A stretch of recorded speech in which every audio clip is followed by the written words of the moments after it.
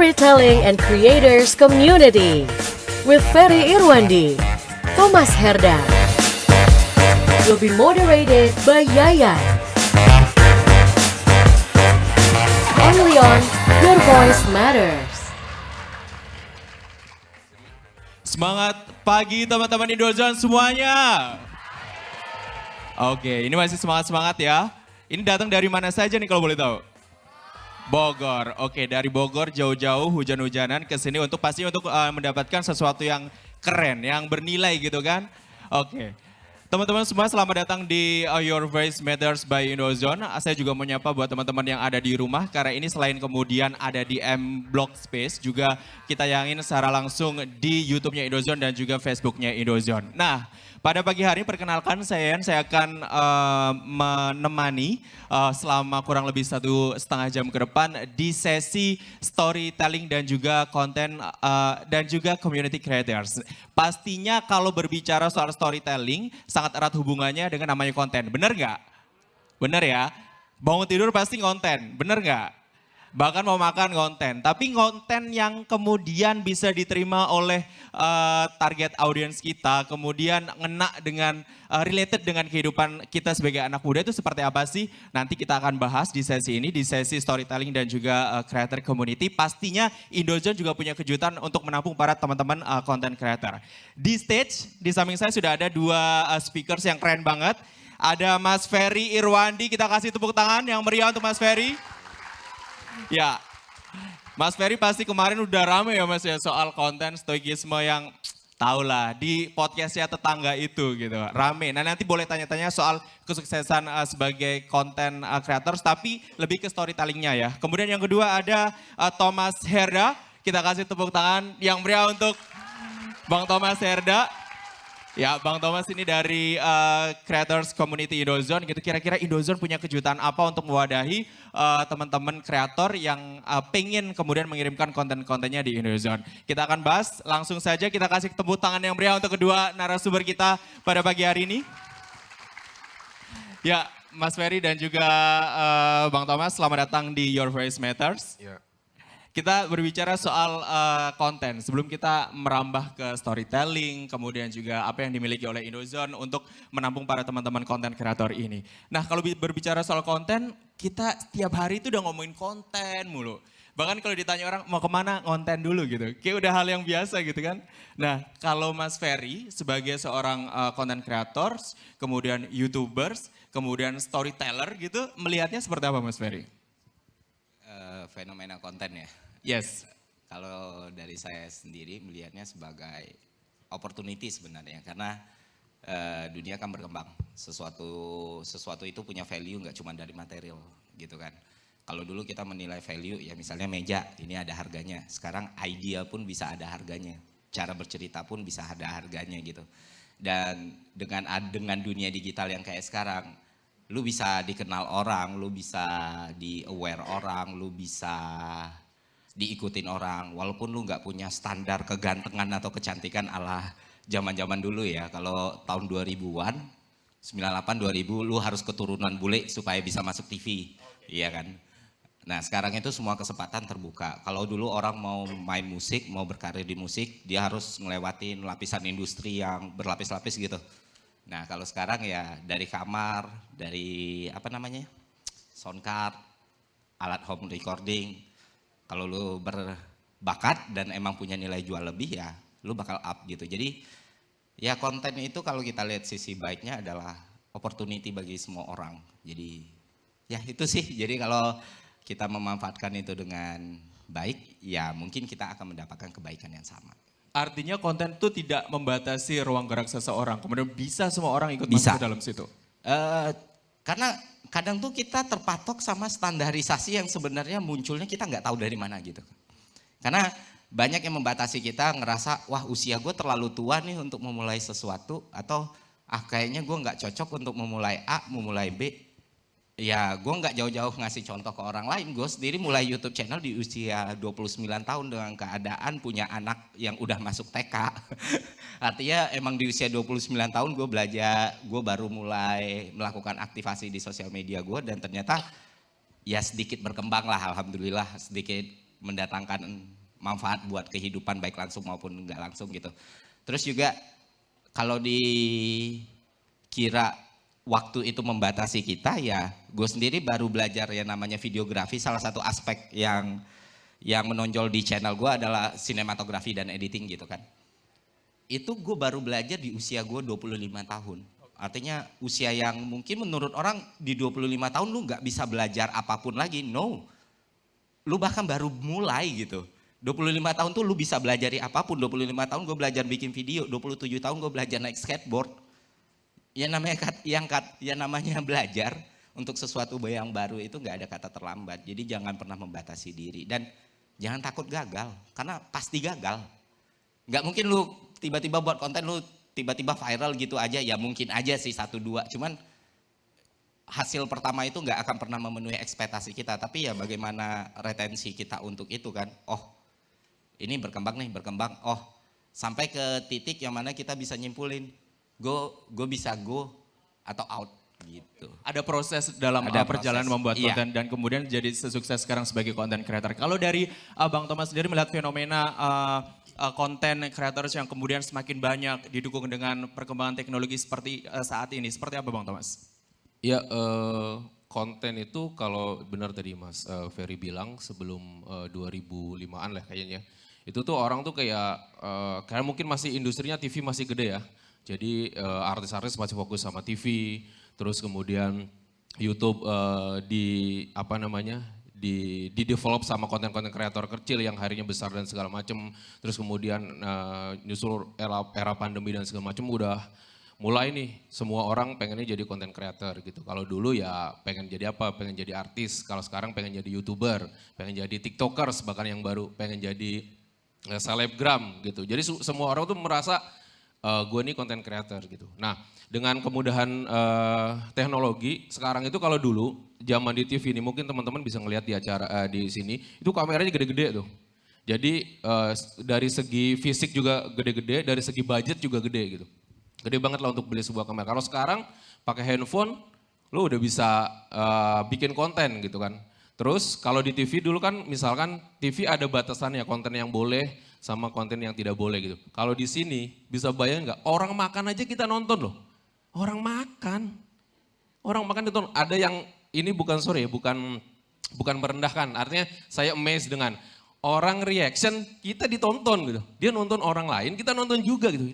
Ini gimana sih gitu. Artinya semudah itu gitu. Artinya sekarang jadi konten kreator dimudahkan, selain dari sisi konten teman-teman punya keunikan tersendiri gitu. Jadi setiap individu jangan sampai gue mau bikin apa ya, konten kuliner udah banyak, traveling udah banyak. Pasti ada sisi yang teman-teman sendiri kayak unique selling point yang bisa ditonjolin gitu. Jadi intinya benar kata Mas Ferry tadi, jangan takut pasti salah gitu. Karena kebiasaan yang paling umum adalah nunggu perfect dulu baru kita upload, baru bikin konten. Itu pasti, nunggu perfect dulu tuh. Dan waktu akhirnya nggak kerasa tuh. Wah udah setahun ya nggak di-upload, nggak bikin konten-konten karena nggak ada yang perfect. Beneran nih, jadi mulai dulu. Terus dengan ada kemudahan, selain teknologinya juga mudah, konten sekarang teman-teman udah punya unique selling point tersendiri. Harusnya udah saatnya teman-teman juga bikin konten selain untuk dirinya juga bisa untuk untuk mempunyai dampak ke halayak ramai gitu sih kira-kira. Tapi pertanyaan gini, tadi kan jangan kemudian takut untuk memulai. Nah itu yang kemudian jadi concern kita sebagai anak-anak muda yang ingin memulai itu gitu. Gimana sih caranya agar kita juga tidak males gitu, kemudian tidak takut untuk gak banyak pertanyaan dan juga ketakutan gitu, overthinking biasanya kalau mau mulai sesuatu kan sebenarnya Mas Ferry. Nah kalau Mas Ferry melihatnya seperti apa? Kalau dari saya sendiri gini, setiap dari kita kan mengalami kondisi yang berbeda dan menghadapi kondisi yang berbeda ya. Misalnya ini kalau gue sendiri ya, karena posisinya emang udah punya pekerjaan sebelumnya dan ngerasa ngonten itu adalah hiburan. Jadi kayak udah penat nih kerja, terus saya punya gangguan tidur yang lumayan parah, daripada saya pakai untuk push rank terus-terusan, karena saya udah mythic glory juga, ngapain saya push lagi. Terus boleh tepuk tangan, boleh. Terus saya mau main PES Mobile juga udah susah nyari lawan ya, ranknya udah 1400-an gitu. Ngapain? Ya kalau di game saya sombong banget sih memang. Terus ya udahlah bikin channel YouTube deh. Dari dasar itu doang gitu karena dan waktu itu juga mikirnya adalah dengan gue bikin channel YouTube gue bisa mengabadikan memori-memori ya mungkin di 20 atau 30 tahun ke depan gue nggak ingat gue pernah ngalamin hal seperti ini gitu. Jadi kayak yang sering gue bilang di webinar atau seminar ataupun di video juga udah pernah gue omongin ya. Memori itu kan rapuh ya. Kita bisa ingat apa yang kita lihat tapi kita mungkin lupa apa yang kita dengar. Kita bisa ingat apa yang kita dengar tapi mungkin lupa apa yang kita lihat. Kita bisa ingat apa yang kita lihat, apa yang kita dengar, tapi mungkin lupa dengan apa yang kita rasakan. Nah, once kita bikin satu video tentang kehidupan kita atau apapun yang kita lakukan di waktu tertentu, dan ketika kita menonton itu balik, rasanya bahagia banget. Apapun emosi yang ada di dalam video itu.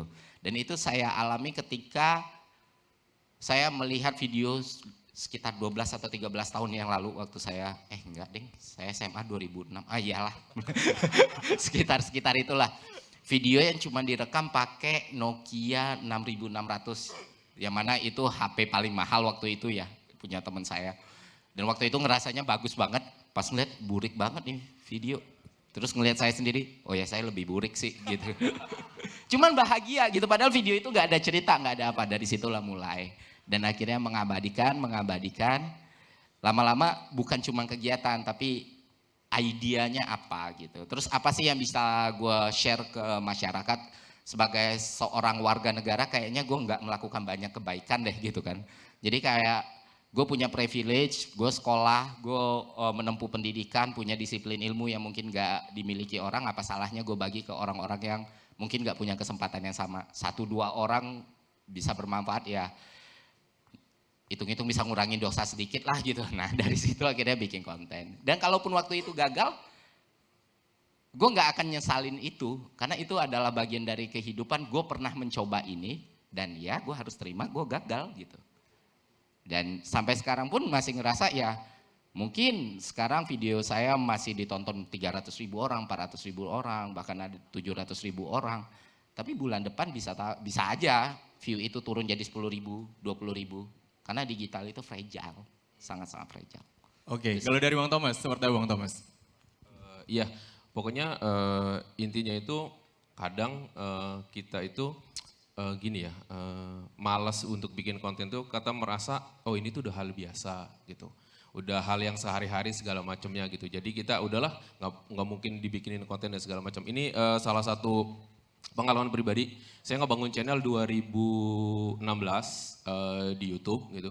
Terus kemudian ada satu cerita menarik, jadi kita lagi jalan-jalan di Mall Casablanca gitu. Habis main-main segala macam kita pulang, terus kemudian ada pedagang es krim Turki waktu itu gitu. Terus kebenaran kita mau beli. Nah udah capek tuh, udah capek main-main dan segala macam. Iseng ngerekam aja, direkam iseng. Nah kebenaran si tukang dagang es krim Turkinya ini lagi atraktif, mungkin karena lagi banyak yang beli ya dan segala macamnya. Beli 2 waktu itu, dua scoop lah gitu, main-main iseng dan segala macam udah. Terus kemudian total durasi dari kontennya itu cuma 4 menit. Mungkin kalau di TV, teman-teman TV yang sudah kerja di sini, 4 menit itu antara jadinya cuma 30 second atau itu dihapusin. Karena ya 4 menit buat apa? Biasanya kita untuk menghasilkan sebuah program yang 7 menit itu durasinya bisa 15 menitan gitu. Terus kemudian saya taruh, kemudian upload yang lain itu adalah video terakhir yang udah saya pencet delete. Beneran udah klik kanan, udah mau delete. Cuma waktu itu mikir, kalau ini di delete, minggu depan kebenaran nggak ada video buat diupload, apalagi ya. Udah deh. Nah, habis itu benar, ternyata ada kegiatan segala macam gak bikin upload, itu adalah video terakhir. Terus kemudian ya udah step-stepnya saya riset, terus kemudian gue ngelihat kompetitor yang lain kira-kira yang jualan es krim Turki ngapain aja dan segala macam, yang belum ada yang mana dimasukin segala macam gitu. Ya udah berharap semaksimal mungkin yang kita bisa diupload gitu. Alhamdulillah per hari ini viewersnya udah sekitar 87 juta. Itu. Jadi udah gede banget gitu. Itu hal sepele gitu, hal ketemu di jalan yang kita pikir udahlah itu hal sepele banget gitu. Ternyata enggak buat orang lain, bahkan enggak buat negara-negara yang selain Indonesia gitu. Jadi kalau dari gue sih jalanin aja yang kita bisa gitu. Nanti juga menemukan menemukan kontennya sendiri gitu. Kalau untuk pertama idealis boleh gitu. Tapi kalau nggak mulai-mulai juga nanti waktu akan terus berjalan. Teman-teman udah kerasa setahun, wah belum bikin konten ya. 2 tahun bikin konten, akhirnya jadi telat lah kayak tadi kayak Mas Ferry termasuk saya telat gitu.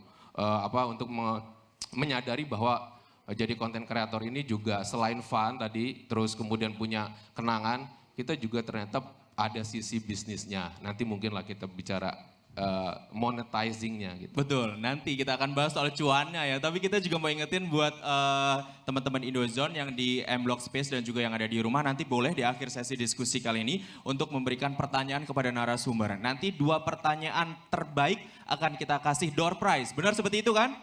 Setuju? Mau? Mau ya, nanti siap-siap di akhir sesi kita akan bagikan buat yang ada di rumah maupun yang ada di sini. Yang di rumah jangan lupa formatnya nama spasi kota asal ya, jangan lupa dicantumin itu. Oke, lanjut lagi seputar tadi ngebahas soal konten ya Mas. Mulai aja dulu, kurang lebih seperti itu ya Bang Thomas ya. Mulai aja dulu untuk membuat konten. Nah kemudian gini, tadi Mas Ferry juga sedikit menyinggung bahwa dulu ada pergeseran pembuatan konten. Kalau dulu mungkin yang mukanya bule-bule bisa masuk TV, kemudian kalau sekarang ya siapa aja bisa masuk di dunia digital, khususnya di YouTube, sosmed dan lain sebagainya gitu. Nah, Mas Ferry, tapi kalau misalkan berbicara konten itu kan nggak kemudian hanya wajah saja yang ditampilkan kan, kemudian ada story yang di situ harusnya diberikan dan digali gitu. Nah, ini erat dengan yang namanya storytelling. Nah, gimana Mas Ferry melihat ini? Storytellingnya. Yes. Tadi kan saya sempat bilang, digital itu fragile sekali ya. Jadi kayak lu bikin YouTube, channel lu naik, lu punya ratusan ribu subscriber, even jutaan subscriber. Jangan pernah merasa diri lu terkenal dan selalu relevan setiap saat. Karena digital bisa sekejam itu untuk ngebanting lu dari atas awan ke dasar tanah paling rendah gitu loh. Karena dia begitu dinamis. Jadi ketika kalian masuk ke dunia content creator, masuk ke YouTube atau masuk ke TikTok, dan kalian mulai merasa diri ada yang namanya star syndrome gitu kan, itu buanglah jauh-jauh karena emang sangat sedikit orang yang bisa relevan dalam waktu yang sangat lama. Karena semuanya itu bergerak, berubah. Kalian ingat 2016 ke bawah, konten yang paling populer di YouTube Indonesia adalah vlog, reaction video, hal-hal yang sebenarnya ringan. Diwan makan bakso, Rakri Indri, ya kita beli cupang, 60 juta, 70 juta, Rakri Indri, siapa Rakri Indri ini? Tapi view-nya bisa puluhan juta. Tapi sekarang apakah konten-konten tersebut relevan di tahun 2022? Saya bisa katakan enggak. Karena orang tidak lagi melihat sebagai vlog ataupun hal-hal seperti itu sebagai sesuatu yang harus mereka tonton. Orang sudah tidak lagi ngerasa butuh untuk melihat kegiatan seseorang. Yang mereka butuhkan adalah ide seseorang. Apa sih yang dipikirkan oleh orang ini? Apa sih yang dihadapi oleh orang ini? Makanya konten pun bergeser. Nggak semua penurunan channel YouTube itu disebabkan algoritma yang berubah. Itu memang faktor yang besar. Cuma di satu sisi masyarakat juga ikut berubah. Kita ngasih banyak channel-channel yang dulunya ngasih vlog, yang bisa view-nya jutaan. Sekarang subscribernya ada jutaan, tapi view-nya nyetak di 7.000, 8.000, 9.000, 10.000. Kita balik ke YouTube tahun 2012, 13 dulu kalau kita bikin coveran musik, itu kita bisa dapetin sekitar ratusan ribu view. Sekarang pun untuk beberapa momen doang kita bisa naik at least, sedangkan sebagian besar video biasanya mengalami penurunan. Nah inilah kenapa bukan cuma algoritma yang berubah, masyarakat pun ikut berubah. Jadi waktu itu saya mulai di 2020 karena kebetulan sebelum saya mulai channel YouTube, saya suka melakukan hal-hal yang emang gak penting sebenarnya. Jadi dalam 3 tahun 4 tahun itu saya mempelajari perubahan arus algoritmanya YouTube kan. Dan melihat kebiasaan penonton juga bagaimana, terus bagaimana kebijakan pengiklanannya, dan kesimpulannya adalah YouTube menuntut video dengan durasi yang lebih panjang. Jadi kalau kita bikin video di bawah 8 menit itu akan kerasa penurunan view-nya. Tapi ketika video itu di atas 8 menit itu akan lebih stabil. Kenapa hal itu terjadi? Karena YouTube adalah company bukan yayasan amal. Jadi mereka mau cuan. Dan semakin banyak cuannya mereka muncul dari AdSense yang muncul. Kalau video di bawah 8 menit, AdSense yang kita bisa taruh cuma di awal sama di akhir. Tapi di atas 8 menit, di tengah video bisa muncul. Makanya di konten podcast kalau teman-teman ingat di 2018 ke atas itu naik semua. Karena durasinya panjang. Nah ternyata itu bergeser lagi. Orang-orang sudah mulai ninggalin vlog, orang-orang sudah mulai ninggalin hal-hal yang populer di tahun 2016. Saya melihat ada satu hal di Indonesia yang kurang dieksplor orang waktu itu. Digali, yaitu storytelling. Yaitu soal esai video. Dan saya melihat orang-orang yang bercerita di video itu punya tingkat kelonjakan subscriber atau viewernya. Pertama stabil, kedua malah meningkat. Contoh paling nyata itu Nancy Judge. Nancy Judge itu selalu di atas jutaan. Di situ saya melihat, tapi storytelling di Indonesia ini masih sebatas horor ya. Padahal aspek kehidupan itu banyak banget. Makanya yaudahlah coba tak masuk. Channel saya pun bergeser yang awalnya tutorial videografi. Terus kok turun ya? Di situ saya ngeliat orang-orang udah nggak butuh lagi video tutorial karena semua video tutorial udah ada. Coba deh kita geser. Apa sih disiplin ilmu yang saya punya? Oh, ekonomi. Saya ngerti sedikit. Karena lulusan STAN ya Mas ya? Ya. Terus ya udah saya bahaslah itu dan ternyata memang karena selama ini market nggak ada pemenuhan demand, orang ngelihat itu terus tertarik. Jadi rasa ingin tahu orang itu lebih tinggi. Nah itulah yang kita supply gitu. Artinya kemudian ada pergeseran dari yang kemudian orang cari hiburan di YouTube, kemudian cari pikiran-pikiran orang lain itu seperti apa gitu kan, memahami terkait dengan kehidupan gitu. Nah kalau dari sisi Bang Thomas sendiri seperti apa? Iya, terkait storytelling itu kan bagaimana how to kita menyampaikan message-nya ya gitu. Benar tadi dibilang Mas Ferry bahwa belum banyak teman-teman yang menyadari storytelling ini bisa menjadi kekuatan cara teman-teman untuk menyampaikan aspirasinya gitu. Belum banyak lah, yakin gitu. Karena sebenarnya storytelling itu kalau nggak dipelajarin teman-teman bisa kok gitu. Contohnya apa? Ngegosipin teman yang jadian. Storytelling itu. Ini sih gini-gini ya, ini sih gini-gini. Itu dalam tidak langsung itu lagi bercerita, berstory. Tapi itu akan jadi beda ketika akhirnya di ranah misalkan di platform gitu, kenapa jadi akhirnya enggak jadi storytelling lagi gitu. Akhirnya jadi lebih kaku. Karena yang dilihat referensinya mungkin TV, mungkin YouTuber-YouTuber yang udah keren segala macam gitu. Coba kalau misalkan storytelling ini dikembangkan gitu, pasti teman-teman bisa sanggup lah bikin konten yang gue banget lah gitu. Jadi pokoknya ilmunya banyak, artinya mungkin dari belajar dari Mas Ferry Irwandi juga ada tips-tipsnya dari teman-teman yang lain juga ada. Tapi sebenarnya storytelling itu kalau menurut saya cara yang paling efektif selama ini ya, karena saya juga sempat di media dan segala macamnya, paling efektif untuk menyampaikan pesan kalian. Terus belajarnya gimana, mulai dari mana? Ya mulai dari teman-teman, bagaimana caranya teman-teman curhat. Curhat itu storytelling loh, Curhat itu storytelling gitu.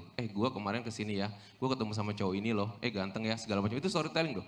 Kalau coba teman-teman membawakan curhat dengan cara yang lebih formal, pasti langsung, udahlah ngapain sih gitu. Pasti nggak didengar gitu, misalnya curhat gitu. Enggak, makanya storytelling itu sudah ada di diri kita. Sekarang bagaimana caranya teman-teman mengembangkan potensi storytelling yang ada di diri teman-teman itu menjadi sebuah kreasi, menjadi sebuah karya, bahkan terakhirnya bisa menjadi cuan gitu. Itu sih kalau. Tapi ini kemudian menarik. Ini kan ada perspektif dari media, kemudian juga ada perspektif dari seorang konten kreator yang emang independen gitu. Nah, kalau berbicara soal konten kreator dan juga storytelling, ada perbedaan nggak sih Bang Thomas bagaimana kemudian mengemas konten storytelling di media, kemudian dengan yang open platform dengan pribadi gitu? Berbedaannya tipis, mungkin dibatasin sama peraturan-peraturan karena media itu kan sebagai lembaga ya. Kalau konten kreator itu kan sebagai individu yang mungkin kalau YouTube kan udah bebas-bebas aja sekarang gitu kan. Kalau lihat kontennya Vindes dan segala macam itu kan kata-kata segala macam bebas aja dan itu nggak bisa di media gitu. Itu nggak bisa di media. Tapi bagaimana menyampaikan sebuah aspirasi, bagaimana menyampaikan sebuah karya dengan cara storytelling gitu, itu sangat dimakan di media gitu. Misalkan salah satu contohnya ya, bagaimana KKN Desa Penari begitu tinggi gara-gara apa? Gara-gara thread storytelling, cerita segala macam. Yakin kalau nggak ada thread itu kalian nggak bakalan nonton, yakin, percaya. Itu gara-gara thread mereka bercerita gitu, menceritakan KKN Desa Penari itu gini dan segala macam. Gimana layangan putus begitu naik?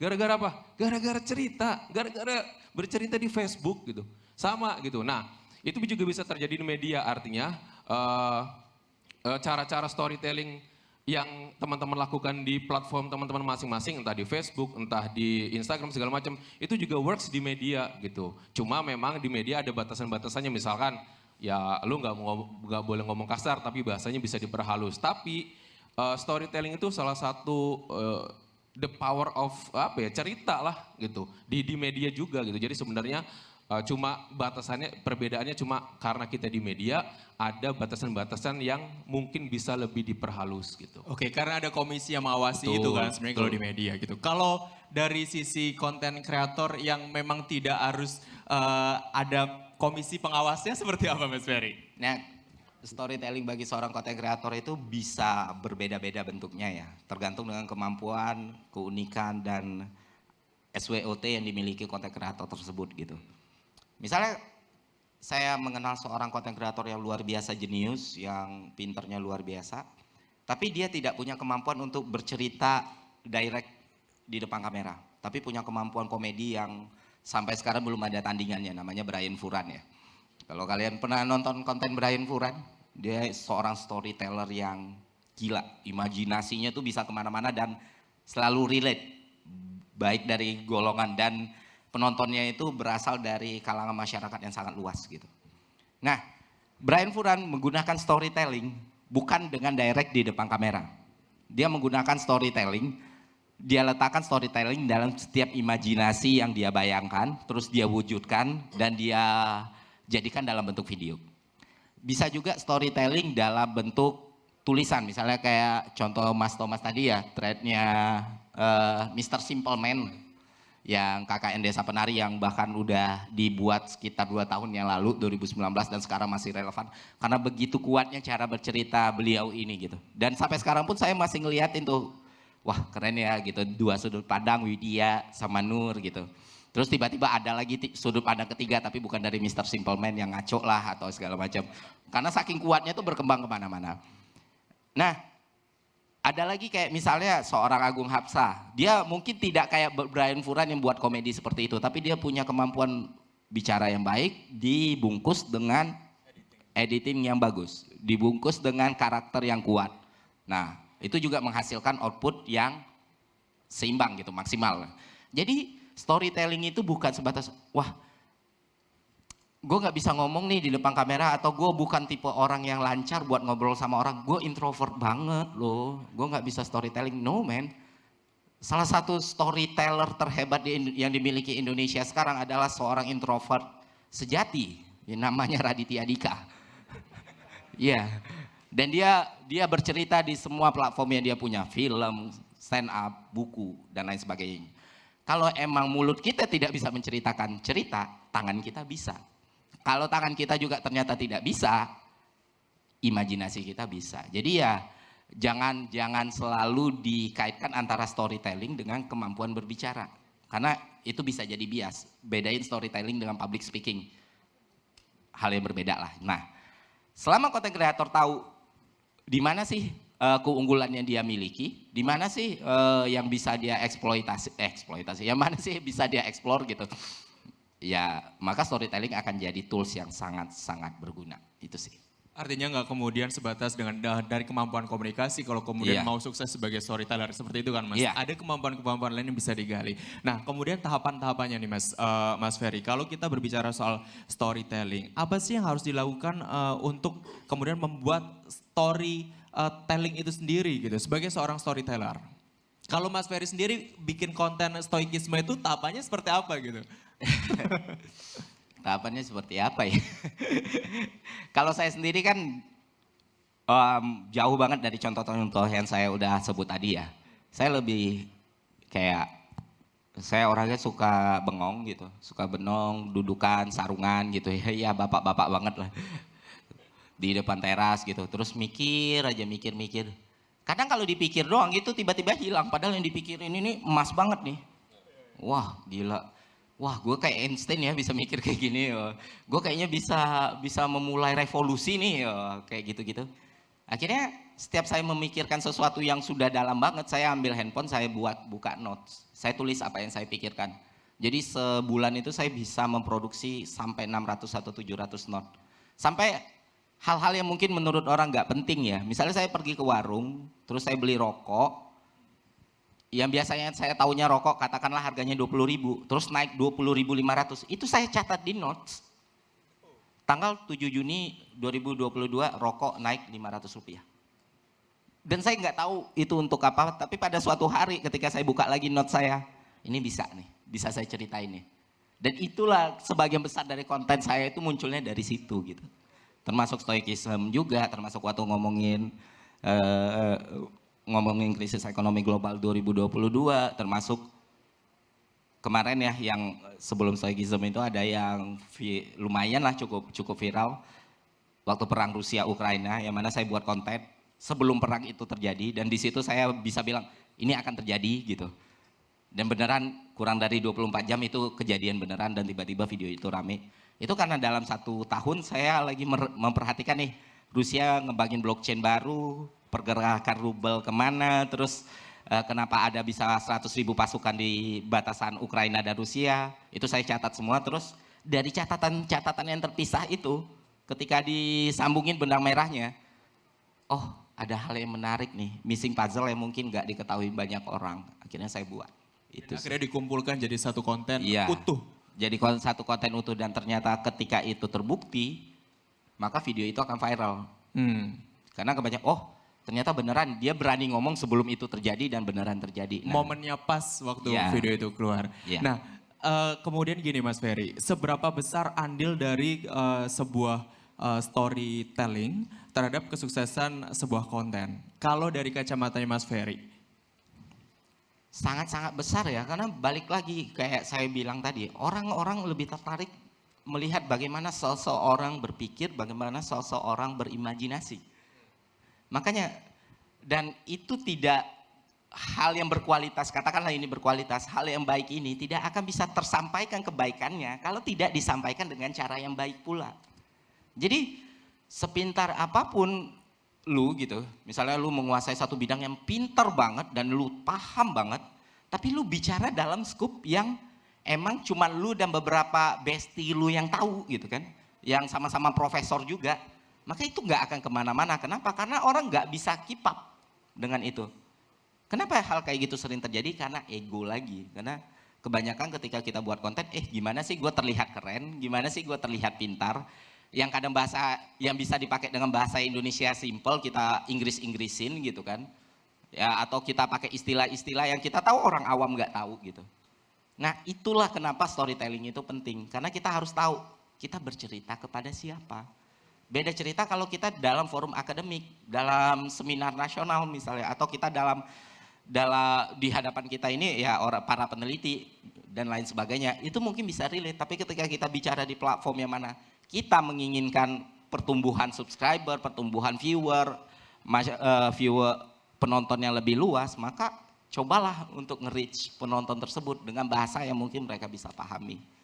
Nah itulah seberapa kuatnya storytelling dalam mempengaruhi seorang konten kreator ataupun suatu konten. Kalau dari kacamatanya Bang Thomas, dari perspektif media, seberapa besar kemudian kesuksesan seorang storyteller dalam membuat storytelling terhadap konten yang dibuat? Ya kalau dari pengalaman saya selama ini sih itu works banget ya. Di media juga works, artinya di konten kreator secara individu juga works, di media juga works. Memang presentasinya belum banyak yang melakukan membuat konten di media dengan cara storytelling gitu. Itu presentasinya belum banyak. Tapi dari presentasi kecil itu, tapi semuanya juga dampaknya lebih banyak. Kalau misalnya contoh kayak salah satu mungkin kemarin saya lihat konten Indozone ya, salah satunya tentang Ardian ya, Ardian yang di Boyolali kalau nggak salah ya.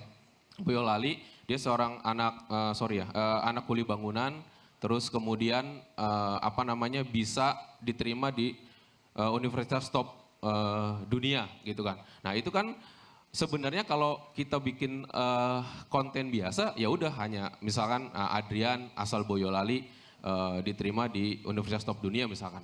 Kemudian ada teman-teman kreator kita dari Boyolali membungkusnya dengan sebuah cerita bahwa ini adalah backgroundnya anak kuli bangunan, kemudian ada keterbatasan dan segala macamnya.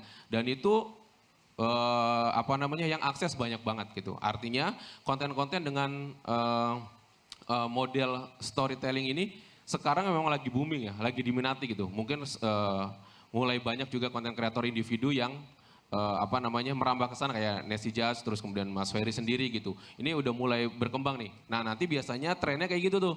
Ketika pokoknya ketika eranya YouTube, kalau dulu ya, kalau dulu dari TV, dari media besar terus kemudian ke YouTube, ke Instagram, ke Facebook, bahkan dulu ke Twitter gitu. Kalau sekarang trennya kita dari individunya dulu, terus kemudian dicaplok-caplok apa namanya media-media besar. Misalkan bagaimana dulu suksesnya Baim Paula, terus kemudian diangkat persis plek-ketiplek di Trans 7 gitu. Terus bagaimana apa namanya konten-konten yang lain terus diangkat di media gitu.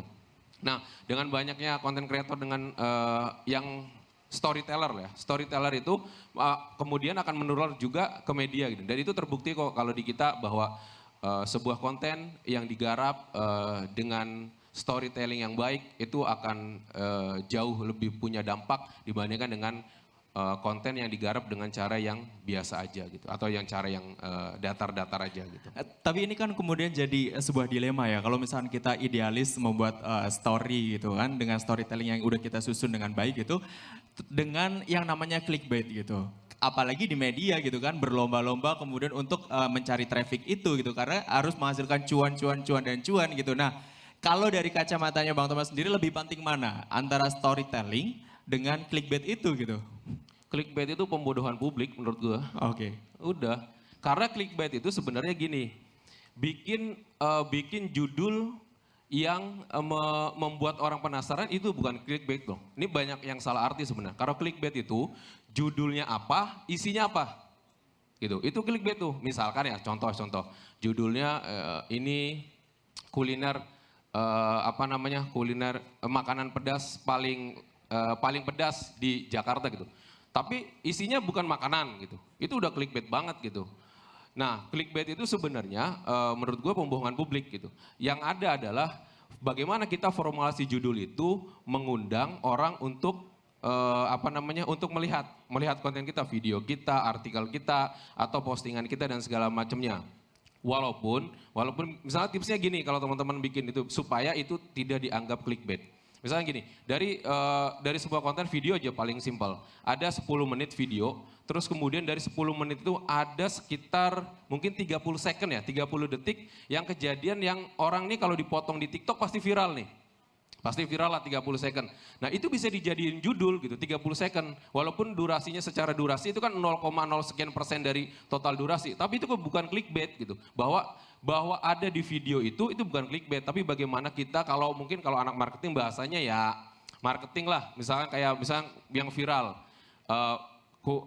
Makanan nih. Misalkan Danila tidaknya kecil. Pernah makan di sini gitu. Itu kan sebenarnya bukan clickbait sebenarnya karena tidaknya aja kecil itu kan bahasa marketing gitu. Jadi marketing itu jangan mentah-mentah diartikan ya nyari duit dan segala macamnya. Kita bikin judul, bikin konten itu supaya dilihat orang, supaya orang tertarik itu juga marketing itu. Jadi menurut saya kalau clickbait itu adalah ya lu judulnya apa, kontennya apa, dan itu menurut gue itu udah pembohongan publik gitu. Kalau menurut gue ya. Gitu. Artinya harus related ya antara kemudian isi dengan iya, judul walaupun itu. Konten di dalamnya cuma sedikit gitu. Misalnya yang paling menarik, oh ini paling menarik cuma 30 second ya dari 10 menit. Ya nggak apa-apa, toh kita juga ada isinya. Misalnya gini nih, contoh nih salah satu, misalkan kalau teman-teman dulu pernah belanja lah di salah satu e-commerce gitu, misalkan diskon mulai dari 1%, dari Rp1 atau harga barang mulai dari Rp1. Itu benar, walaupun yang dimainkan apa? Dimainkan adalah kuota. gitu. Enggak semua barang didiskon, harganya Rp1, enggak. Tapi kan ada, itu bukan clickbait itu. Karena ada yang barang dijual dengan harga Rp1 dan mungkin barangnya bukan barang-barang utama tapi barang-barang kecil, misalkan pulpen segala macam ada, tapi itu bukan clickbait gitu. Yang clickbait itu judulnya Rp1, tapi ketika kenyataannya kita nggak ada harga yang Rp1 gitu. Itu clickbait menurut gua. Oke, jangan sampai kemudian iPhone Rp1 tapi ternyata enggak gitu Betul. kan kalau di Ya. e-commerce. Kalau Mas Ferry seperti apa melihatnya? Lebih penting mana antara storytelling dan juga clickbait? Dan apakah Mas Ferry juga pernah melakukan clickbait gitu terhadap konten-kontennya selama ini? Selalu kayaknya. Wih, Tapi gini, beda nih. kita mengartikan sepakat dengan poin-poinnya Mas Thomas tadi. Tapi gini, kita mengartikan clickbait. Clickbait itu kata-kata itu muncul tahun 2006.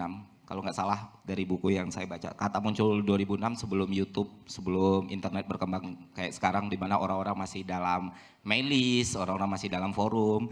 Dan muncul untuk menaikkan traffic, entah itu berita, entah itu thread, ataupun segala macam. Nah, saya membagi clickbait, dari saya sendiri membagi clickbait. A, the true clickbait yang sebenarnya. B, clickbait yang dibilang Mas Thomas tadi, yang sampah tadi. Yang mana antara umpan dan makanannya itu berbeda. Nah, itulah yang harus kita hindari sebenarnya.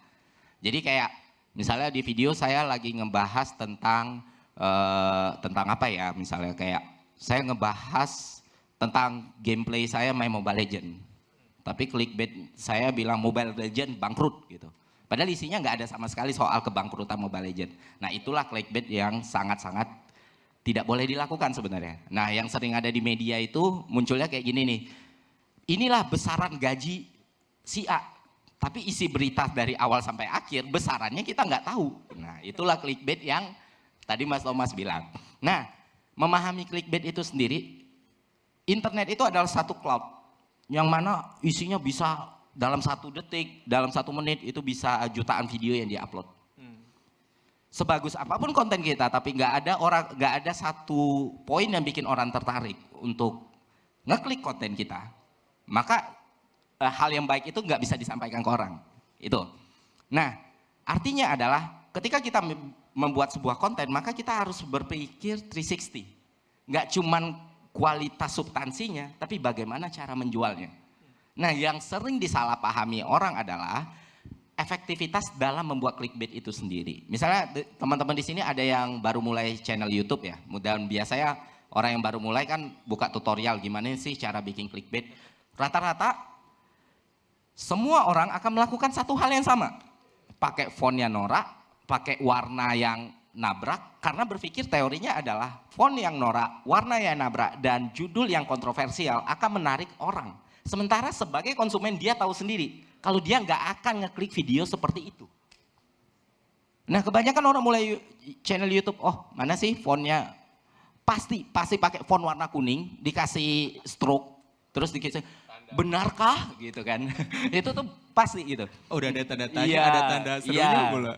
Dan kenapa? Karena berpikir itu adalah cara paling efektif. Kalau saya sendiri ketika membuat thumbnail adalah saya akan berpikir jenis thumbnail apa yang akan saya tonton ketika saya mengklik satu video.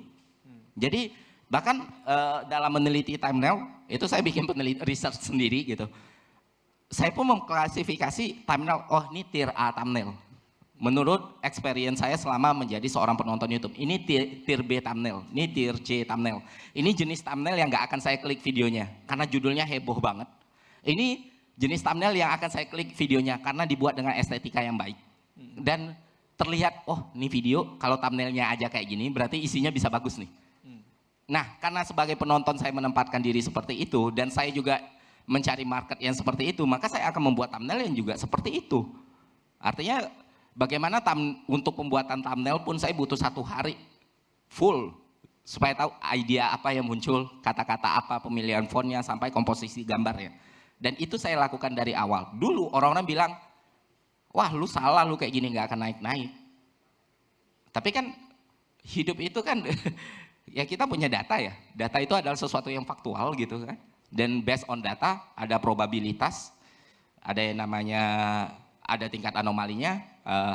Di situ kita bisa lihat chance-nya seberapa besar.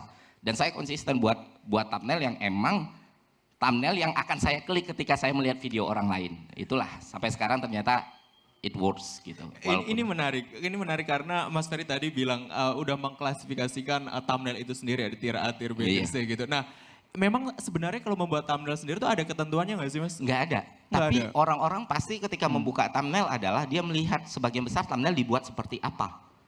Misalnya kayak kita udah punya penonton yang loyal dan orang-orang yang nungguin video kita udah banyak dan kita udah branding kita sudah begitu kuat, bahkan kita nggak butuh thumbnail. Agung Hapsa dalam 2 tahun dia nggak pernah bikin apa-apa, cuma mukanya aja. Tapi Sama orang tetap tulisan. klik karena orang tahu itu Agung Hapsa. Tapi apakah kita semua Agung Hapsa? Kan enggak. Kadang Agung Hapsa aja nggak bikin thumbnail nggak penting. Beda, beda. Nah, untuk sampai ke level Agung Hapsa nggak semua orang bisa gitu. Kita masih butuh thumbnail. Tapi di satu sisi kalau kita merasa emang, misalnya kalau kalian tahu Casey Neistat ya, legend ya. Casey Neistat di awal-awal dia bikin video, dia bikin thumbnail. Tapi setelah dia punya viewer yang loyal dan orang juga tahu siapa Casey Neistat, ya udah dia paling tinggal kayak gini, terus pakai kacamata dan lain sebagainya. Ada tahapan-tahapan tertentu di mana kita nggak butuh lagi bait. Sama lah kayak startup yang memulai usaha atau perusahaan yang memulai company yang menjual produk. Ini misalnya kayak boleh nyebut nama merek company nggak sih? Boleh. Ya ini contoh Boleh, lah ya. boleh. Misalnya kayak gini, di beberapa company yang baru memulai, mereka akan bakar duit. Mereka akan bikin orang untuk tertarik sama produknya. Tapi kalau company yang sudah menguasai market, ngapain?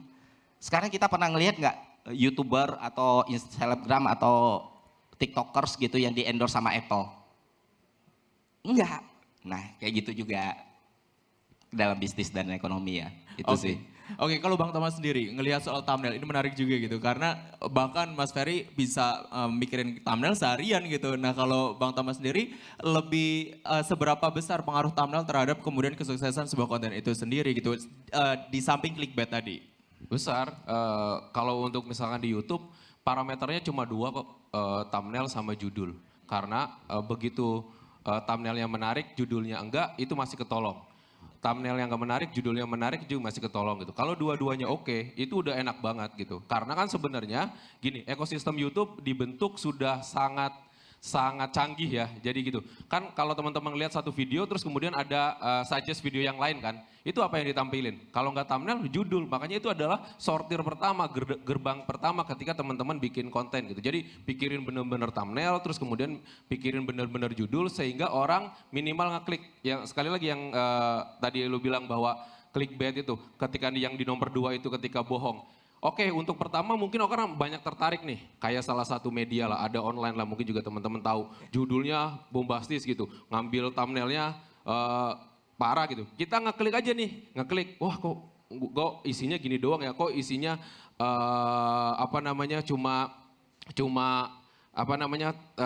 kayak menyadur dari Instagram dia ya dan segala macamnya.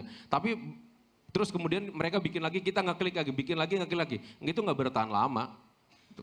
Lama-lama kita yang mungkin ke 10 lah karena kita udah sering dibodoh-bodohin ke yang ke 11, gue udah tahu ini pasti nggak seheboh ini. Lama-lama turun segala macam dan mungkin medianya akan mati. Nah, itu dampaknya. Makanya thumbnail penting banget gitu. Penting judul. Yang benar yang tadi Mas Ferry bilang, kalau kita Agung Hapsa, Ria Ricis pamit aja trending. Pamit, coba kalian bikin judul pamit. Tapi nggak pamit-pamit ya? Nggak pamit-pamit gitu. Pamit, judulnya pamit aja trending gitu. Itu artinya yang tadi Mas Ferry bilang, karena dia sudah mendevelop branding dirinya, terus kemudian channelnya sedemikian rupa ketika, jadi mungkin prosesnya susah di awal. Yang Mas Ferry bilang bikin thumbnail seharian. Oke, mungkin ada yang seminggu bahkan bikin judul. Mungkin teman-teman media juga mikirnya itu sejam 2 jam bikin judul. Oh lu lama banget sih bikin judul. Iya, karena judul dan thumbnail itu gerbang utama teman-teman untuk kontennya dilihat apa enggak. Nanti ketika channelnya udah tumbuh, terus kemudian lihat saya katakanlah medianya udah tumbuh, secara personal branding udah oke, bikin judul pamit aja banyak yang lihat gitu. Itu jadi thumbnail dan judul itu sangat-sangat penting dari sebuah konten. Jadi sebelum kemudian punya basis massa yang loyal, thumbnail dan juga judul itu sangat berperan terhadap kesuksesan sebuah konten itu sendiri. Tapi kalau dalam penulisan dan lain sebagainya gitu, biasanya apa sih yang dilakukan agar kemudian konten itu laku, Mas Ferry? mungkin ada warna-warna, kalau misalkan horor itu kan ada ekspresi orangnya yang lebih wow gitu atau gimana? Bagaimana membuat konten itu lebih debate orang by thumbnail ya. Nah ini menarik nih karena sebenarnya terkadang hal yang kita pikir akan menarik ternyata flop. Tapi hal yang sama kayak es krim tadi ya Mas, hal yang kita pikir bakal ya udahlah ini cuma kenangan memori dan segala macam, naik gitu. Karena itu tadi, ketika kita bicara dunia digital, itu nggak biner, nggak 0 sama dengan 1, 1 sama dengan 0, enggak. Dunia digital itu spektrumnya sangat-sangat luas dan kita nggak pernah tahu apa yang bakal naik atau turun. Yang bisa kita lakukan adalah bagaimana kita melakukan quality control terhadap apa yang kita buat. Jadi kalau menurut saya sendiri daripada kita berpikir entah itu thumbnail, entah itu konten mana yang bakal naik atau turun, ya sudah yang kita suka, yang kita rasa kita kuasain dan kita ngerasa ini bisa kita buat, ya kita buat. Jadi kayak gitu. Ini menarik nih, misalnya kayak menarik. Kalau yang penonton saya yang dari awal, dari 2020 atau ngikutin sampai sekarang 2022. Konten spesifik saya soal stoikism itu cuma satu. Mostly saya bicara soal finansial, saya bicara soal videografi, saya bicara soal memori saya sendiri, dan saya bicara, dan beberapa kali saya membuat film pendek, dan hal-hal yang terkait itu. Skateboardan gitu misalnya, ya kayak gitu. Stoikism itu cuma satu. Tapi sekarang orang-orang lebih aware-nya, oh ini yang lebih, yang kadang, oh ini yang sering buat video stoik. No man, cuma satu.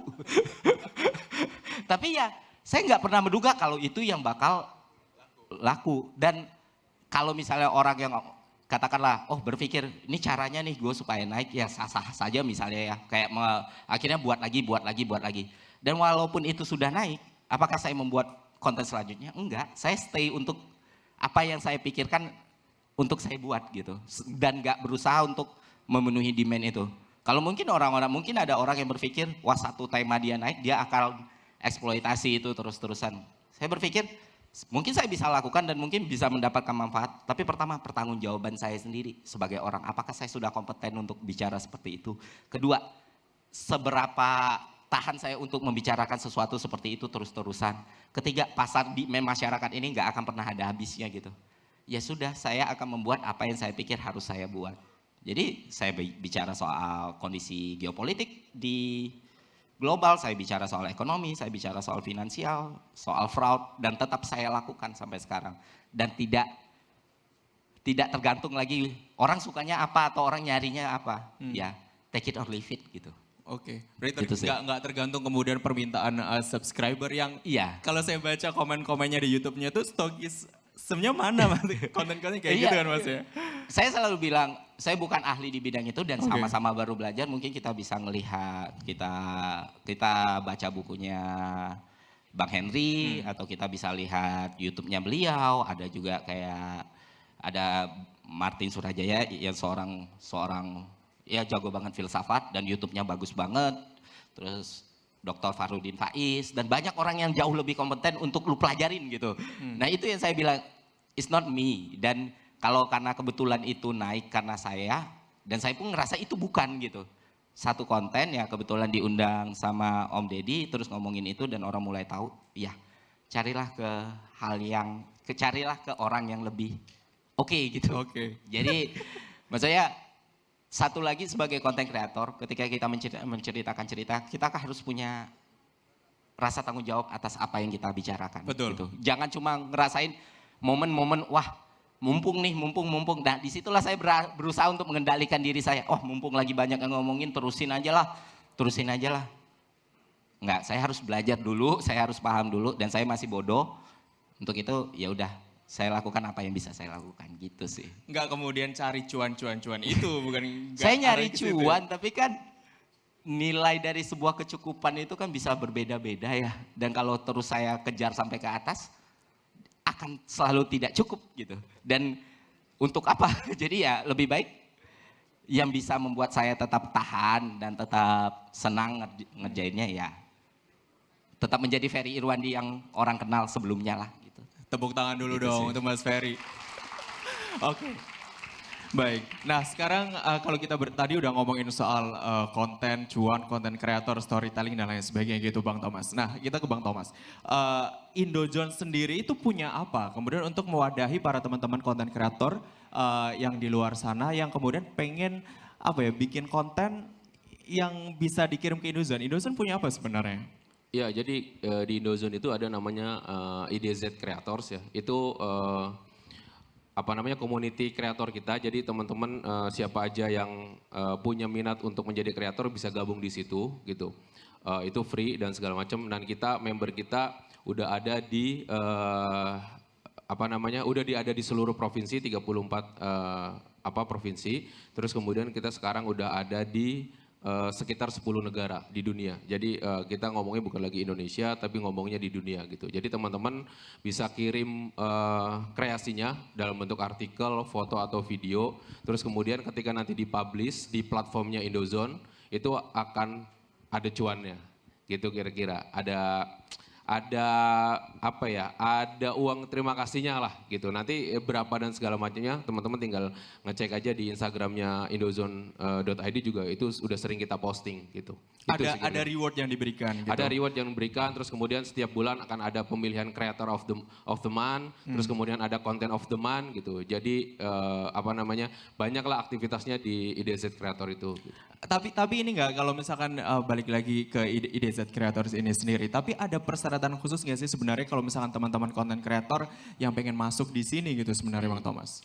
Persyaratan paling khusus nggak ada, yang penting mau bikin aja, mau aja gitu. Join dulu aja, nanti kita juga ada grupnya dan segala macamnya untuk di pitching dan segala tentang misalkan gue masih awam banget nih gimana cara bikinnya, nanti ada produser-produsernya yang bisa ngarahin gitu. Tapi yang lebih intinya dari komunitas ini adalah bukan sekedar cuannya aja lah, dampaknya. Dampaknya itu bisa teman-teman rasain. Kalau kemarin sekitar dua minggu yang lalu ada di, saya lupa Boyolali ya, kalau nggak salah itu ada mereka tentang sampah ya kalau nggak salah ya, tentang sampah. Terus kemudian mereka bikin liputannya, mereka bikin artikel, mereka foto, mereka bikin videonya, terus kemudian naik di kita.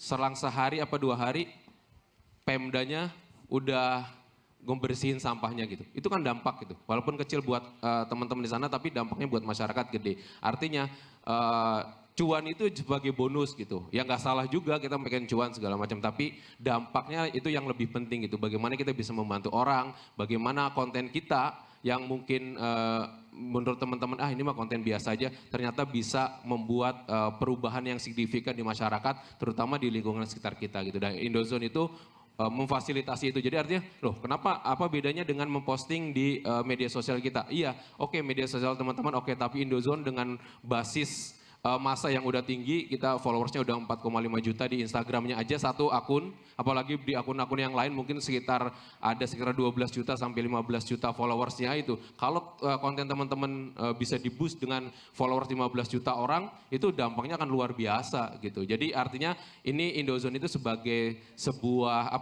platform yang mengamplify gitu, mengelevate konten teman-teman sehingga bisa diakses sama jutaan orang di seluruh dunia gitu. Oke, tapi membernya sendiri atau anggotanya sendiri itu emang ini khusus di Indonesia atau khusus orang Indonesia atau seperti apa? Enggak kok, kita dari seluruh dunia, makanya tadi saya bilang kita udah ada di sekitar 10 sampai 15 negara di seluruh dunia gitu. Ada konten-konten kita banyak yang dari seluruh dunia, dari Inggris, dari Jepang, dari Turki dan segala macam bisa dilihat di platformnya Indozone gitu. Dan konten apa saja bisa masuk di situ? Apa aja, yang penting original. Apa aja, mau cerita, mau curhat segala macam, selama itu punya dampak, selama itu punya value, kita bisa terima kok, bisa kita bisa publish gitu. Dan pastinya dapat reward tadi ya, disebut tadi. Iya, itulah. Pastinya konten yang bagus nanti akan masuk di Instagramnya Indozone juga ya Bang Thomas ya. Yang hashtag kamu harus tahu gitu. Jadi nanti teman-teman boleh kepoin, boleh lihat gitu kan. Kalau nggak salah, kalau saya lihat gitu kan scroll-scroll di Instagramnya, kalau mau cuan kirim ke sini gitu kan. Kalau nggak salah soal cuan. Pasti cepet kalau kayak gitu. Nah, balik lagi nih Bang Thomas dan juga Mas Ferry, kalau ngomongin soal konten ini yang related dengan target audiens kita sekarang ini. Indozone kan emang target audiensnya untuk anak-anak muda gitu. Nah, kira-kira jenis-jenis konten seperti apa sih yang memang yang related yang sekarang lagi happening di kalangan anak muda gitu. Yang pengen buat konten baru gitu. Kayak gimana Mas Ferry? Ya karena saya kayaknya udah nggak anak muda ya. Buat teman-teman kira-kira yang relate, yang pengen kalian lihat apa? Apa? Boleh jawab? Ada yang mau jawab? Oke. Hah? Boleh. Healing, mental health. Gaming, oh kata dia gaming. Gaming. Oh gaming. Terus? Kalau yang berdiri apa? Tips and tricks. Oke. Oke. Sebenarnya ya target market anak muda ya. Anak muda itu range-nya luas sekali ya. Untuk mengatakan seseorang itu anak muda atau enggak. Ada orang generasi milenial yang masih masuk anak muda, ada generasi milenial yang anaknya udah mau SMP juga ada. Terus generasi Z juga mostly kan anak muda itu yang emang kisaran paling banyak. Terus ada generasi Alpha. Bagaimana cara merich target anak muda? Yang pertama ya apa yang saya teliti ya waktu saya masih muda, kayak sekarang udah tua aja. Masih muda Mas. Ya di era itu, oh lah kayak di era dulu. Jadi waktu di usia 20-an gitu kan, saya sendiri ngerasa saya nggak suka konten yang begitu menggurui gitu kan, kayak yang generasi gue ini lebih baik loh dari generasi lu tuh lemah loh gitu-gitu. Kayaknya saya ketika generasi di atas saya mengatakan hal tersebut bukan konten yang saya suka gitu. Atau saya ini lebih baik loh dari kamu. Gimana sih caranya? Kita pertama berusaha paham dulu apa yang mereka pikirkan dan concern apa yang ada di mereka gitu. Termasuk ketika saya membicarakan soal semua mitigasi, semua resiko dari yang namanya investasi, yang namanya trading, resiko dari yang namanya semua platform digital ya, money digital dan lain sebagainya adalah karena saya tahu problem anak muda sekarang, rasa keingintahuan mereka tinggi, tapi nggak semuanya punya basic yang bisa memitigasi setiap risiko tersebut. Artinya ada tren sekarang karena kita dibentuk dari sosial media dan apa yang kita lihat itu adalah apa yang terlihat di sosial media. Ketika kita merasa kita cuma bisa, ini gue baru nonton di TikTok kemarin, kita cuma bisa ngajak pacar kita ke pecel ayam, tapi kita lihat TikTok kan. Oh dia makannya di apa yang tempat mahal-mahal itu? Ya pokoknya tempat mahal lah, restoran Prancis misalnya atau apa. Oh kok mereka bisa ya pacaran ke situ? Kok gue cuma bisa ngajak temen gue pacar gue ke pecel ayam gitu. Tapi kita kan nggak tahu cerita di baliknya. Mungkin itu tabungan 10 tahun, who knows? Iya kan? Betul. Tapi kan itu nggak tersampaikan dan nggak terinformasikan ke diri kita. Kita scroll lagi. Kita ngelihat orang-orang lagi healing bareng, staycation bareng gitu kan di Bali atau di Singapura gitu. Ya gue cuma bisa ngajak ke TMII gitu kan. Nah perbandingan seperti itu yang mungkin mereka nggak sadar tapi tiap hari mereka lihat. Tiap hari mereka rasakan gitu. Kapan ya cowok gue ngajak gue ke Bali juga gitu. Padahal ya bisa aja itu tabungan 20 tahun. Atau bapaknya emang punya tour and travel, who knows. Nah, makin lama keadaan ini makin bias, orang-orang bukan berusaha untuk menenangkan diri atau berusaha mengendalikan situasi, yang dipikirkan adalah bagaimana cara gue menunjukkan kalau diri gue juga sama hebatnya, sama bagusnya. Itu yang sering terjadi di sosial media sekarang dan itu bukan Gen Z doang. Milenial banyak kok ya Nora, serius. Betul kan? Generasi X banyak kok, baby boomer banyak kok. Jadi kayak waktu dilihat, oh iya yaudah deh, gue coba deh, gue edit deh rekening gue, terus gue masukin ke TikTok, ini loh kekayaan saya gitu.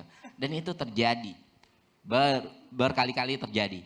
Dan secara tidak sadar orang-orang pun mulai relate dengan hal itu. Nah, di situ saya ngerasa ini problem. Sama kayak kita bikin skripsi, kita berangkat dari latar belakang masalah, kita masuk ke metode penelitian, entah itu kualitatif, entah itu kuantitatif, akhirnya kita masuk ke pembahasan, kita lakukan tinjauan pustaka, kita bikin kesimpulan. Nah, di situ saya lihat kayaknya kalau memang tidak ada, saya menunggu orang yang untuk ngasih tahu ini loh risikonya, ini loh keadaan sebenarnya, ini loh situasinya. ya udahlah, mungkin gue bisa deh sedikit gitu. Walaupun masih banyak kekurangan, walaupun masih salah-salah. Oke, mereka punya problem ini dan mungkin di perspektif gue ini bisa jadi choice, alternatif atau pilihan yang mungkin mereka nggak jalanin karena selama ini nggak terpapar informasi tersebut. Itu sih. Baik, terima kasih. Kita kasih tepuk tangan untuk dua speaker kita. Mungkin buat awal nanti yang pengen bikin konten, mungkin healing kali ya. Healing atau overthinking biasanya related sama anak-anak sekarang. Oke teman-teman, sekarang masuk ke sesi Q&A. Saya buka pertanyaan untuk teman-teman yang ada di sini, yang ada di M-Block Space dan juga teman-teman yang ada di sosial media, di YouTube ataupun di YouTube atau di Facebook, di YouTube ya, di YouTube atau Facebook. Yang teman-teman yang ada di sini boleh yang ingin bertanya langsung saja angkat tangan, kemudian sebutkan nama dan juga asalnya dari mana. Turun dulu, sabar. Hitungan ketiga mulai ya, 1, 2, 3. Oke, coba yang hitam. Ya, sini maju. Boleh maju ke depan? Boleh. Kita kasih tepuk tangan dulu dong untuk salah satu yang mau nanya. Maju aja, sini maju. Boleh. Ini udah jauh-jauh dari Bogor, udah di sini udah ada speaker yang keren-keren. Dimanfaatkan ya, nanya sebanyak-banyaknya. Oke, silakan sini. Namanya siapa? Masih deg-degan. Masih deg-degan. Kenapa? Idola saya. Oh. Tepuk tangan dulu. Boleh. Mau nanya apa boleh? Aduh, alhamdulillah. Boleh maju sedikit? Iya. Oke, biar makin deg-degan ya. Mau nanya apa? Namanya siapa dan asalnya dari mana? Saya Ahlan Syaputra Gultom. Gultom itu marga Batak, jadi saya asli Samosir. Oh, sama sih ya. Oke, saya mau... Beneran gemeter loh. Bener. Santai ya, santai. Oke, langsung pertanyaannya, iya, jadi Gultom. Tadi Mas Ferry udah sempat bahas soal kompetensi gitu. Saya seorang konten kreator di bidang edukasi ekonomi dan keuangan. Tapi saya masih mahasiswa semester 4 di ekonomi dan manajemen seperti itu. Dari penjelasan Mas Ferry tadi justru saya jadi takut gitu. Apakah saya harus berkompetensi, punya pendidikan S2, S3 dalam bidang ekonomi baru saya bisa lanjut pekerjaan saya yang sekarang gitu. Saya seperti yang saya jelasin tadi kan, saya bikin konten ekonomi dan keuangan gitu. Mungkin yang nonton juga nanti bakal ratusan ribu orang seperti itu. Kira-kira menurut Mas Ferry seperti apa gitu? Pertama menurut saya, you should proud it. Lu harusnya bangga punya mentalitas seperti itu. Karena di situ ada rasa tanggung jawab yang besar atas konten yang dibuat kan. Karena itu gak banyak orang yang melakukan itu. Karena kebanyakan orang masih ngerasa, gue tuh lebih oke dari yang orang pikir. Tapi lu ngerasa, gue punya tanggung jawab dari setiap apa yang gue omongin. Apakah gue harus jadi S2 atau S3 baru bisa ngomongin ekonomi? Pertama kita pisahkan dulu. Apakah kalau emang mampu, ya sekolahlah tinggi-tingginya. Terus apakah harus sekolah dulu untuk bikin konten? No. Mahasiswa ekonomi semester 4 itu adalah sesuatu yang gak semua orang bisa raih. Itu satu hal yang harus kita pahami ya. Gak semua orang belajar supply and demand di usia 19 atau 20 tahun. Sementara lu udah belajar supply and demand kan.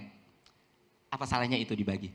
Bukan tentang tidak mengatakan sesuatu atau membagikan sesuatu. Bagikanlah sesuatu yang emang lu pahami dan bisa lu pertanggungjawabkan. Gak selalu itu benar, tapi seenggaknya lu punya dasar untuk berbicara seperti itu. Jadi gak perlu nunggu S2, S3 untuk bicara sesuatu. Ya, sesimpel hari ini diajarin dosen soal mikroekonomi. Dan lu paham nih, paham misalnya apa yang diajarkan sama dosen lu bawa dengan bahasa yang ada di sosial media lu. And it's good gitu. Itu sih kalau menurut saya sendiri. Oh iya. Terima kasih. Mau nambahin. Mau nambahin, Iya. boleh. Sedikit aja Bu.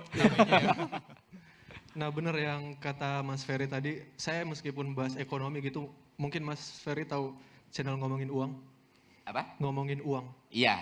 Nah, tapi saya cuma bahas di sedikit gitu, cuma bahas ekonomi makro dan moneter. Jadi saya nggak pernah bahas investasi karena saya nggak ngerti gitu. Iya. Dan segala macam saya nggak pernah bahas seperti itu, Mas. Itu hal yang baik. Jadi tetaplah kita punya tanggung jawab atas apa yang kita bicarakan ya. Itu sih. Jadi yang jangan usah takut lah, ngapain takut. umur manusia pendek kok. Iya kan, kita cuma hidup nggak sampai 100 tahun, 200 tahun kan. Jadi Betul. living your life lah. Makasih Mas. Ya, oke. Go ahead aja ya. Go ahead. Thank you. Tepuk tangan dulu untuk Gultom.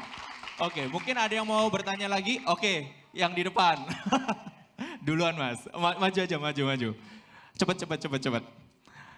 Ada yang gemeter Mas Ferry tadi. Oke, ini dengan siapa? Boleh disebutkan namanya? Dari Bogor juga ya? Dari Bogor. Oke, namanya aja kalau gitu. Nama saya Robit Hiban. Siapa? Robit Hiban. Robit Hiban. Iya. Oke. Saya di sini ingin bertanya, saya sebagai konten kreator yang baru awal banget, baru mau Oke. mulai. Itu tadi Mas Ferry sudah bilang jangan harus bertanggung jawab gitu ya. Tapi selalu bingung antara kuantitas dan kualitas. Sedangkan ketika kita buat kuantitas terus itu pasti akan menghasilkan kualitas. Dan itu akan paradoks ketika menghasilkan ketika kita membuat kualitas makin banyak akan menghasilkan kuantitas juga. Nah itu titik tengah antara kuantitas dan kualitas itu sebagai yang baru mau mulai banget itu bagaimana? Oke, silakan Mas Ferry. Oke, bicara soal kualitas dan Udah, kuantitas pegang ya, dulu. itu sebuah hal yang sering terjadi gitu. Gimana kita merasa gue baru bisa bikin video yang emang bener-bener bagus kalau frekuensinya cuma 1 kali sebulan, katakanlah begitu. Kalau gue harus bikin 10 kali dalam 1 bulan, kompensasinya adalah kualitasnya menurun. Nah, apa sih yang harus gue lakukan? Itu kan pertanyaan dasarnya ya, pertanyaan. Dan saya pun pernah mengalami situasi itu waktu 2020 baru memulai. Apa sih yang harus gue lakukan? Apakah gue harus bikin video lebih banyak? Dan gue tahu ketika video gue lebih banyak, gak bakal optimal. Gue bisa membuat sesuatu yang lebih bagus. Tapi di satu sisi kalau gue cuma mementingkan 1 video, apa yang akan terjadi di channel gue? Pertama, tergantung platformnya. Kita harus belajar, platform itu punya aturan main masing-masing. Banyak orang yang bilang bikin konten jangan pikirin algoritma. Betul, bikin konten jangan pikirin algoritma kalau untuk diri lu sendiri. Tapi kalau emang lu mau serius untuk itu, maka bukan jangan pikirkan lah. At least lu tahu gitu. Perkara lu mau ikutin atau enggak itu di diri lu sendiri. Misalnya lu di TikTok. TikTok adalah satu platform yang menjanjikan, itu benar-benar dijanjikan dalam 20 atau 30 video bakal ada satu yang naik.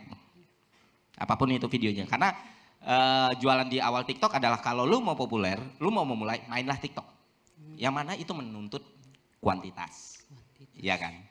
Nah, jadi ketika lu misalnya memilih TikTok sebagai platform utama, kalau kata anak-anak yang emang udah main TikTok ya, daily satu konten, walaupun ringan-ringan, nanti ada winning kontennya. Nah, itu yang dinaikin gitu. Nah, kalau di YouTube itu kan banyak yang bilang platform yang punya tingkat apa ya bilangnya? Kompleks yang lebih sulit ditembus. Bahkan orang yang misalnya udah punya nama di platform lain belum tentu bisa crossover di YouTube. Nah, sistemnya beda lagi. Ada kalanya lu harus mementingkan kualitas, ada kalanya lu harus ngejot kuantitas. Kalau dilihat dari channel gua dalam 2 tahun 412.000 subscriber, bukan nilai yang luar biasa tapi oke lah untuk seseorang yang nggak dikenal sama sekali ya. Nah, itu ada fase di mana 1 minggu sekali gue buat. Tapi akan ada fase di mana video itu bisa muncul 1 bulan sekali. Jadi maintenance-nya harus kita mainkan di YouTube. Kalau yang gue tahu ya. Karena gue pernah coba di YouTube. Oh, kuantitas itu penting, berarti buat terus. Ada penurunan view yang cukup signifikan ketika dalam 1 minggu gue buat 4 video. Karena rasa orang untuk menunggu video kita mulai hilang. Nah, itu gue break 3 minggu, gue buat lagi baru naik lagi. Jadi balik lagi, manakah yang harus dipentingkan, kualitas atau kuantitas? Kita lihat platformnya. 1, kedua, kemampuan diri kita sendiri misalnya. Kalau kita bisa membuat sebuah video dengan kualitas 10 dengan jumlah 10 per bulan, ya why not?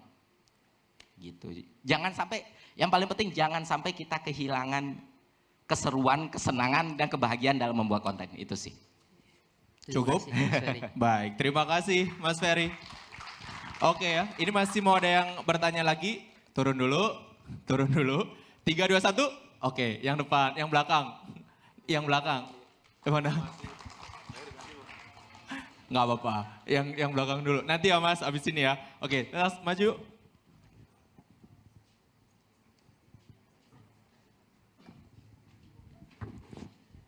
Ya, silakan. Namanya siapa? Perkenalkan, nama saya Irham Muammar dari Bogor. Oke, majuan Ilham, majuan dikit. Irham. Siapa? Irham. Irham. Oke, Irham majuan dikit. Oke. Pertanyaan buat Mas Ferry Irwandi aja nih. Oke. Mas Ferry, kan selama ini di YouTube suka bikin film pendek, doku vlog. Terus pembahasan-pembahasan lainnya, itu kan pembahasannya juga isinya tuh dalam banget. Setiap kali saya tonton itu susah di orang-orang, mungkin orang-orang awam mungkin susah mengertinya. Tapi setelah dikemas sama Mas Ferry Irwandi, itu jadi mudah dimengerti. Kenapa kepikiran bisa ngemas konten dengan cara seperti itu? Terus pas pertama bikin, apalagi kayak film pendek gitu kan, Mas Ferry kan ngomong sendiri sama diri sendiri. Itu Storytelling. iya, storytelling, ngobrol bareng diri sendiri malah gitu. Gimana sih biar pede gitu Oke, setiap awalnya itu? silakan Mas Ferry. Oke, Gemeteran ya? makasih. Bisa ketemu Idola. Thank you banget loh. Oke, Thank you silakan banget. Mas Ferry. Pertama, gimana caranya membahas sesuatu yang berat banget terus terasa ringan gitu. Ya, jujur aja itu bukan hal yang mudah dilakukan ya. Itu jadi tantangan terbesar saya sendiri ketika bikin konten. Jadi yang paling repot itu bukan ngeditnya, karena saya suka ngedit. Yang paling repot itu, wah gimana ya gue ngejelasin subprime mortgage ya, gimana ya gue ngejelasin kejatuhan Lehman Brothers ya. Gimana sih gue ngejelasin, oh ini tapering, ini quantitative easing, ini suku bunga. Nah, biasanya, ini langsung teknisnya, biasanya itu gue tulis sama kayak kalau lagi nulis riset, atau nulis penelitian, atau nulis makalah, itu bener-bener gak ada filter sama sekali, itu gue tulis. Dan setiap paragrafnya itu biasanya gue potong, oh ini kayaknya terlalu sulit. Ada nggak pengganti kalimat yang lebih bisa dimengerti orang ya? Atau pakai analogi mana yang lebih baik supaya dimengerti orang? Karena balik lagi, gue konteksnya di situ bukan lagi ngajar di sebuah kelas, bukan sebagai dosen, tapi sebagai orang yang muncul di YouTube itulah. Oke, ini kayaknya bisa, dan itu berlangsung terus-terusan. Jadi yang paling lama prosesnya sebenarnya kayak gitu. Nah, ketika itu muncul, biasanya setelahnya gue evaluasi, gue tonton lagi, gue lihat lagi. Oh kayaknya ini masih terlalu berat, dan itu jadi pelajaran untuk konten selanjutnya. Makanya sampai sekarang gue ngerasa selalu, oh ini ternyata masih kurang nih delivernya. Oh ternyata gara-gara gue berusaha menyederhanakan bahasanya, ada poin pentingnya missing. Dan itulah cara gue belajar dari waktu ke waktu gitu. Setiap saat. Jadi untuk bikin konten sebenarnya bukan karena gua sampai sekarang konsisten bikin konten, karena gue suka bikin konten, karena itu yang bikin gue belajar. Kedua, tadi pertanyaannya gimana caranya pede ya? Ini ekstrim sih, tapi waktu bikin konten saya merasa gini, I had nothing to lose gitu loh. Ya gue ngerasa, kenapa gue harus nggak pede? Orang juga ngelihat gue jelek kok. Gitu. Sesimpel itu loh sih, kayak emang gue kehilangan apa kalau ini gagal? Misalnya ketika gue bikin konten dan gue melakukan teatrikal seperti itu ya, dan ternyata itu dianggap cringe, ya sudahlah. Ya udah toh, nggak ada sesuatu yang jadi lebih buruk. Tapi kalau emang itu ternyata berhasil, ya mungkin ada asas manfaat yang bisa didapat. Jadi kayak kita terlalu banyak memikirkan hal-hal yang sebenarnya cuma ada di kepala kita sendiri, nggak substansil. Gitu. Itu Baik, Cukup, sih. makasih ya Mas. Oke, terima kasih. Mas Ferry ditunggu doku vlog. Iya, baik. Kita kasih tepuk tangan lagi untuk Mas Ferry dan juga Bang Thomas. Oke, jadi kebetulan ini sebenarnya pengen lagi ya menggali, mengasih kesempatan teman-teman untuk bertanya, tapi durasinya udah habis, durasinya udah mepet banget. Yang pasti thank you banget buat Mas Ferry, tapi yang pasti kalau misalkan kita ingin sukses dalam menjadi seorang content creator, storytelling adalah poin plusnya, poin yang harus diperhatikan, dan yang pasti harus mulai terlebih dahulu. Mulai aja dulu, nanti menyesuaikan perkembangan kontennya. Dan yang pasti harus idealis ya Mas ya? Idealis tapi juga ngeliat pasar dan jangan clickbait, itu yang penting. Thank you banget buat Mas Ferry dan juga Bang Thomas atas waktunya, atas sharing-sharingnya pada siang hari ini. Terima kasih juga udah bergabung di Your Face Matters by Indozone. Dan habis ini jangan kemana-mana teman-teman karena nanti akan ada talk show kedua yakni terkait dengan influencer to the next level with Sharon Sitania, Gina Raihana, Oza Rangkuti. Stay tune terus di sini di M Block karena Your Voice Matter masih akan kembali. Tapi setelah ini jangan kemana Mas Ferry dan Pak Thomas, kita foto terlebih dahulu. Oke, tepuk tangan dulu sekali lagi untuk dua speakers kita pada siang hari ini.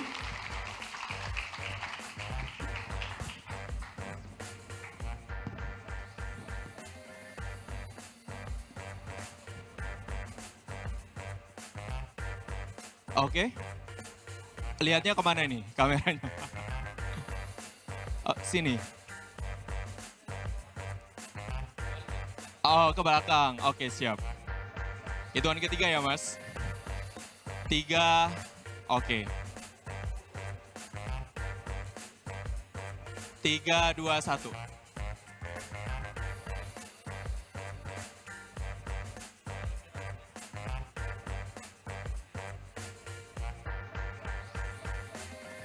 Boleh sebentar, boleh teman-teman yang di belakang juga ikut berdiri biar kita foto rame-rame, foto bareng-bareng.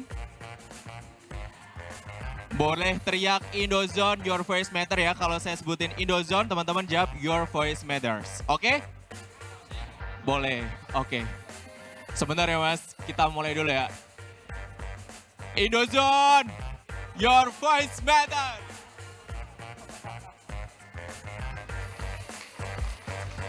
Thank you banget, terima kasih Mas Ferry dan juga Bang Thomas. Thank you buat teman-teman Indozone yang ada di sini. Sampai ketemu nanti.